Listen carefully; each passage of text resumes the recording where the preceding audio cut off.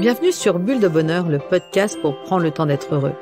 Je suis Raphaëlle de Foucault, chercheuse inconditionnelle de Bulle de Bonheur. Ce podcast est propulsé par 2 minutes de bonheur. Aujourd'hui, nous vous proposons notre numéro 161, J'ai la niaque. Un témoignage cette semaine, celui d'Émilie qui a vraiment la niaque.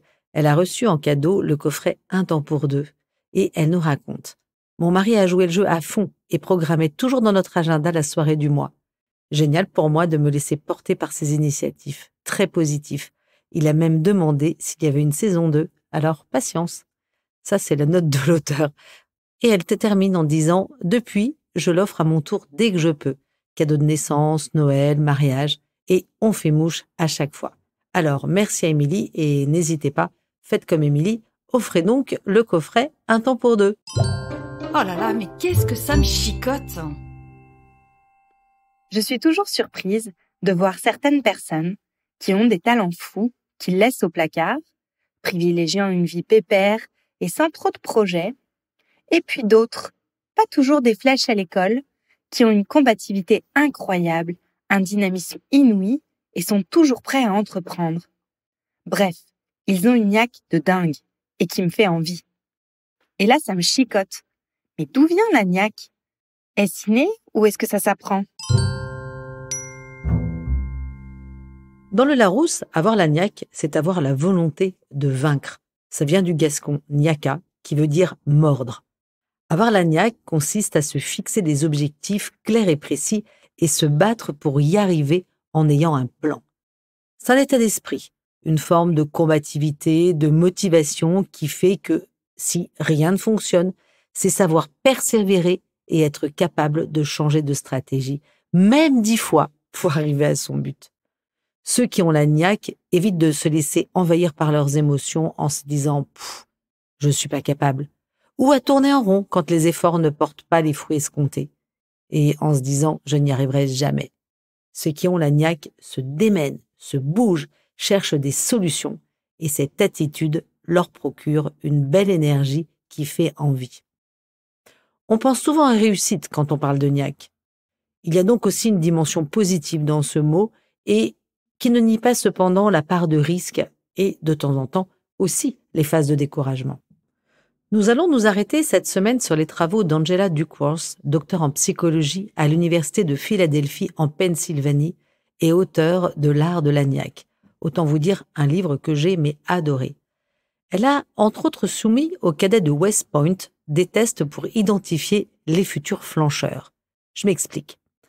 Vous imaginez que, à l'entrée de cette prestigieuse école américaine militaire, la sélection est draconienne. Elle est basée sur les notes académiques des jeunes, sur leur capacité à mener des troupes et évidemment sur leur performance physique. Et il se trouve que malgré cette sélection draconienne, 1 sur 5 déclare forfait lors des 7 premières semaines. En fait, pendant ces 7 premières semaines, ils suivent un stage qui est hyper intensif qui s'appelle le Beast Barracks, qui signifie la caserne des bêtes. C'est-à-dire que c'est un entraînement qui est excessivement difficile et intense. Les encadrants de West Point, un peu décontenancés, se sont rendus compte que ceux qui arrêtent ne le font pas par faute de potentiel, car ils sont tous excellents, mais c'est leur état d'esprit et leur capacité à ne pas flancher qui va faire la différence. Il semblerait que ceux qui tiennent le choc sont ceux qui sont persévérants. Ils s'acharnent, ils veulent toujours aller plus loin. C'est comme une forme d'insatisfaction qui les pousse à aller jusqu'à leur objectif. Et poursuivre cet objectif, pour eux, est aussi important que la perspective de l'atteindre. Oui, il y a des phases de lassitude, de découragement, mais ils ne baissent jamais les bras. La motivation ne flanche pas. Et la détermination est là. Ils ont une espèce de forme de résilience un peu hors du commun et ils ne perdent pas de vue le chemin à suivre. Cette combinaison de motivation et de persévérance distingue les gagnants. Angela Duckworth nous dit que c'est ça la niaque. Mais qui sont ceux qui ont la niaque? Angela, dans son livre L'art de la niaque, raconte « Quand j'étais jeune, on me reprochait constamment de ne pas être un génie. Aujourd'hui, je sais que la persévérance et la passion permettent d'obtenir plus que le talent. » Après avoir étudié la neurobiologie à Harvard, puis la neuroscience à Oxford, Pour quelqu'un qui n'est pas un génie, c'est quand même pas mal. Elle travaille chez McKinsey. Puis elle se décide d'enseigner les mathématiques dans un collège. Elle remarque alors qu'il y a 2 groupes d'enfants. Ceux qui comprennent très facilement les mathématiques et les autres moins doués. Pourtant, à la fin du mois, certains élèves du second groupe ont de meilleurs résultats que ceux du premier groupe. Mais pourquoi? Tout simplement parce qu'ils ont travaillé dur pour y arriver et leur persévérance a porté ses fruits. C'est ce qui leur a donné la niaque pour réussir. Prenons le cas de grands sportifs. Je pense à une nageuse en eau vive qui veut représenter son pays aux Jeux Olympiques. N'est-elle pas tenace et combative? Depuis sa plus tendre enfance, elle nage de nombreuses heures par semaine, se lève tôt le matin, elle prend part à de nombreuses compétitions avec succès, mais parfois elle échoue. Et pourtant, tous les jours, elle est en maillot de bain dans la piscine pour s'entraîner. Elle veut être sélectionnée pour les Jeux Olympiques, elle veut réussir. Et oui, les personnes qui ont le plus la niaque ne sont pas forcément les plus diplômées ou les plus jeunes. Les plus éduqués peuvent compenser par leur intelligence, leur diplôme, mais n'auront pas forcément l'envie ou la capacité de travail nécessaire. Angela Duckworth cite l'exemple du Spelling Bee. C'est un concours d'orthographe annuel qui est très connu en Amérique du Nord, où s'affrontent chaque année depuis 1925 des enfants de 7 à 15 ans. Dans cette compétition, on demande aux participants d'épeler des mots de plus en plus difficiles. Prenons le cas de la dernière gagnante, Arini Logan, 14 ans, qui a remporté ce concours national annuel en juin 2022 au terme d'une finale incroyable où elle est parvenue à épeler correctement 21 mots en 90 secondes contre 15 pour son adversaire. Par exemple, elle a éplé des mots comme Moorhen, le nom d'un oiseau, ça s'écrit M-O-O-R-H-E-N, ou phréatophyte, c'est une plante évoluant en terrain humide. Vous savez l'épeler? Pas moi. En tous les cas, ça s'appelle P-H-R-E-A-T-O-P-H-Y-T-E. Arini Logan fait ça depuis qu'elle est toute petite. Elle apprend les mots, mais aussi leur définition et le sens qu'ils portent. Ça a été d'abord un loisir, puis une passion joyeuse, puis c'est devenu une obsession. L'objet de 6 à 10 heures d'entraînement par jour, un vrai rythme d'athlète olympique. Et elle visait un objectif, remporter ce concours d'orthographe. Et effectivement, elle l'a remporté à la 4e tentative. Quand on regarde qui sont les gagnants, et effectivement c'est là-dessus que s'est arrêtée notre psychologue Angela Duckworth, ce sont les élèves qui ont la niaque qui remportent, pas ceux qui ont le plus haut QI. Ce n'est donc pas le talent qui rend tenace, le potentiel est une chose, ce qu'on en fait en est une autre. Allez, je change de regard. Pour la psychologue, il y a 2 raisons. La première, l'effort compte double par rapport au talent. L'accomplissement est donc une résultante du talent, bien sûr, mais surtout du travail. Comme nous l'avons déjà évoqué dans notre podcast 93, je pratique les vertus de l'effort. Un violoniste qui rêve de faire partie du grand orchestre symphonique doit travailler d'arrache-pied à long terme. Cela commence par des simples cours quand il est enfant, puis des concours pour entrer au conservatoire, ensuite d'autres concours et une pratique journalière personnelle et avec les autres musiciens pour arriver à se faire reconnaître parmi les meilleurs à l'âge adulte. Et alors, quelle satisfaction! L'effort, effectivement, nous pousse à vaincre une résistance ou à dépasser un obstacle. Nous allons alors déployer nos forces, nos talents, pour venir à bout de ce qui nous empêche d'atteindre notre objectif. L'effort représente une révélation de nous-mêmes. Deuxième composante de la niaque, selon Angela Duckworth, c'est que la passion doit s'allier à la persévérance. La passion ouvre les portes de la persévérance. Si on est passionné, les heures de travail ne font pas peur et l'envie de réussir est tellement motivante. Il y a sûrement un lien, vous savez, avec le flux, ces moments où quand on se sent bien dans une tâche et que le temps passe si vite. Je vous renvoie pour ça à notre podcast 91, je pratique le flux. En effet, quand on a une passion pour un projet, une matière, l'endurance vient naturellement.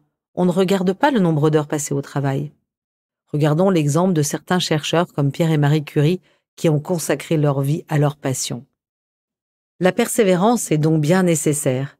Et d'ailleurs, il y a une étude qui a été menée par Anders Ericsson, qui est professeur en Floride, et qui montre qu'il faudrait environ 10 000 heures de travail intense dans un domaine pour devenir un expert.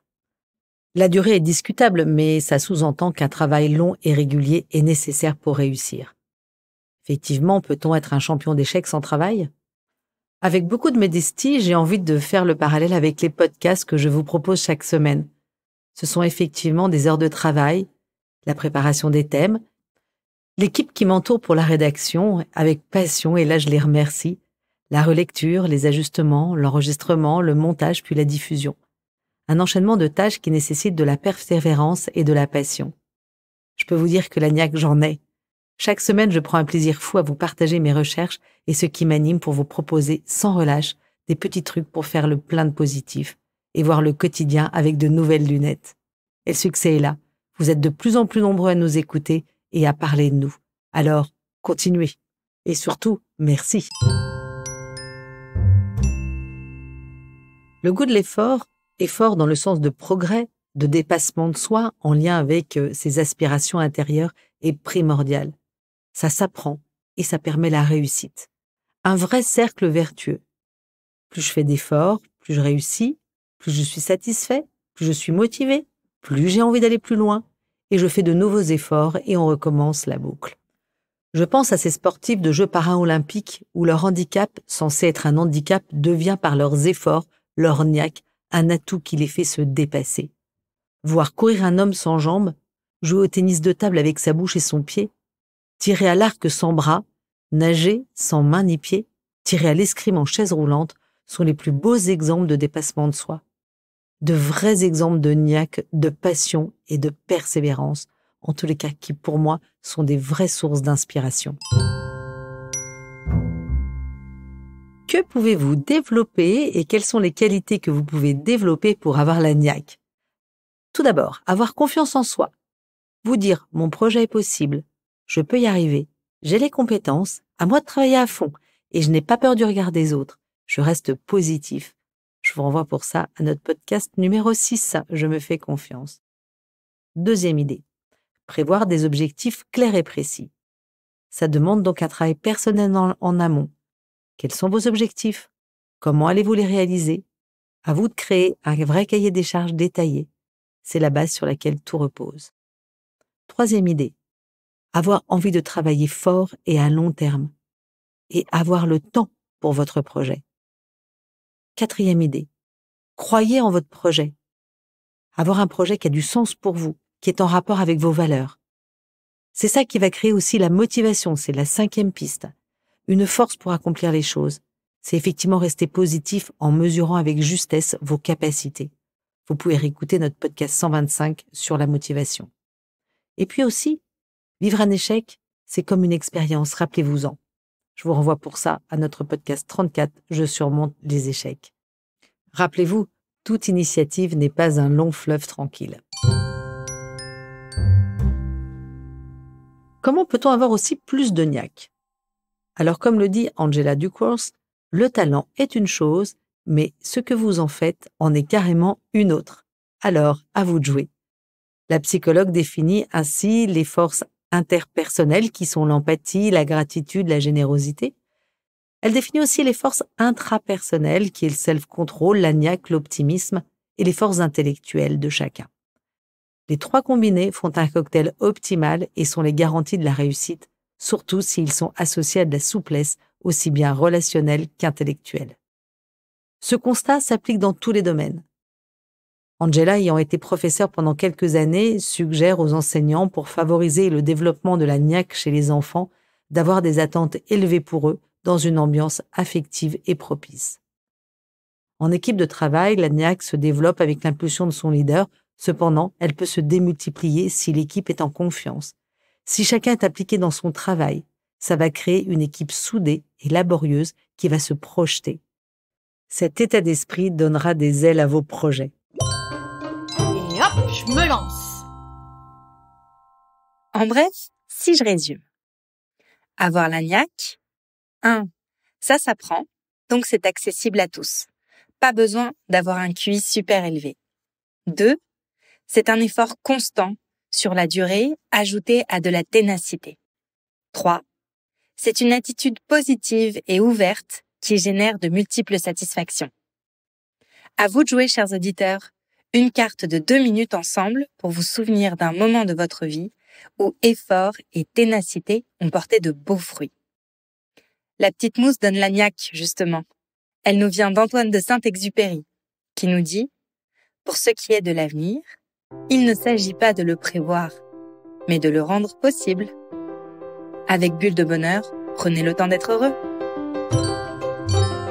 Merci pour votre écoute. Si vous avez aimé, dites-le nous avec 5 étoiles. Laissez vos commentaires et envoyez des bulles de bonheur à vos amis et partagez ce podcast. Inscrivez-vous à la newsletter en allant sur notre site 2 minutes de bonheur pour être notifié des prochains épisodes. C'est aussi très facile de nous trouver sur les réseaux sociaux, Facebook et Instagram. Il suffit de chercher 2 minutes de bonheur. Bulle de bonheur est propulsé par 2 minutes de bonheur, des outils pour créer du lien et prendre le temps d'être heureux.